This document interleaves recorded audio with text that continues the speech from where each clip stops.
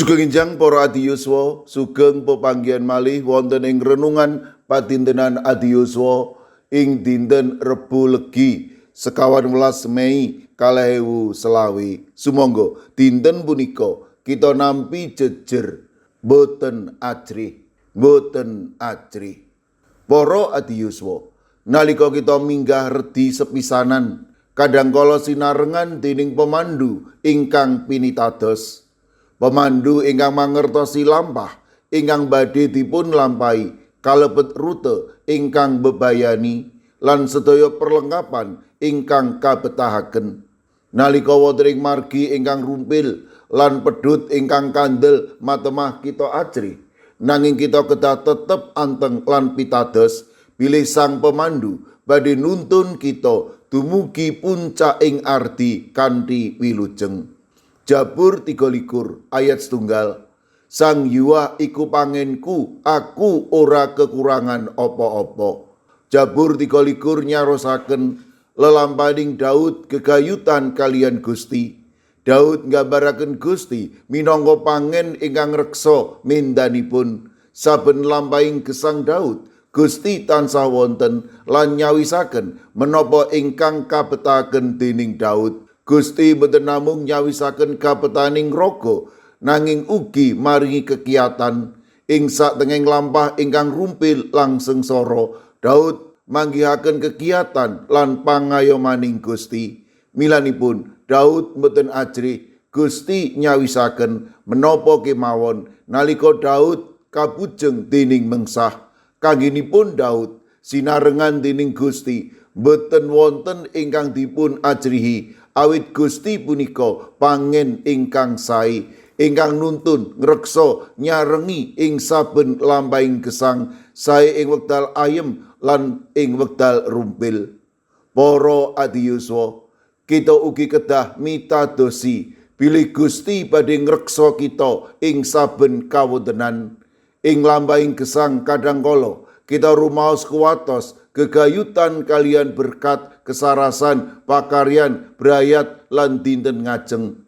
Kita kedah sinau dhateng Daud bilih sinarengan dening Gusti boten wonten bab ingkang dipun ajrihi, awit Gusti tamtu rawuh nyarengi, jagi, mitulungi lan ngayomi kita saking menapa kemawon ingkang boten kita pingini.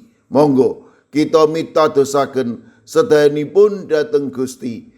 Panjenenganipun punika pangen ingkang sae, saged ngribah raos kuwatos kita dados gesang ingkang kebak caos syukur. Amin. Sumangga kita ndedonga. Matur nuwun Gusti, dinten punika paduka paring pepimut, bilih paduka menika minangka pangen kawula matemah boten wonten ingkang kawula ajrihi, awit paduka tansah nuntun lampahing gesang kawula. Paduka ngribah raos kuwatos kawula dados pengajeng-ajeng, awit paduka punika pangen ingkang utama. Kawula pasrahaken para adiyuswa dalasan anak putu kawula ing pundiya papan. Monggo paduka ingkang reksa, paduka ingkang mitulungi matemah para adiyuswa lan anak putu kawula tansah rineksa binerkahan paduka ing sedaya perkawis. Mirunggan kawula pasrahaken Ibu Tulat wilayah 6 Ibu Sucipto, warga wilayah 7 GKJ Magelang ingkang dasak mangke nembe nandhang sakit. Monggo Gusti paduka ingkang makarya lan kawula pitados lumantar paduka ingkang nampi wetahing kesarasan saking paduka.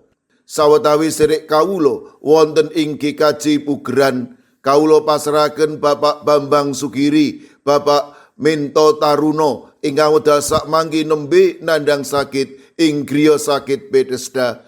Kawula ugi pasrahaken Bapak Dalmin, Bapak Wisno ingkang wedal sak mangke ugi nembe wonten ing pemulihan. Kawula pitados paduka punika tuing bagas kesarasan. Sawetawis sedherek kawula ing GKJ Magelang ingkang nembe wonten ing pemulihan, Bapak Joko Rinanto, Ibu Lis Martono, Ibu Titik Marioto, Bapak Sugianto, Bapak Amung Pracoyo. Kawula ugi pasrahaken Ibu Tati ingkang wekdal sak mangke wonten ing pemulihan ing GKJ Ngablak.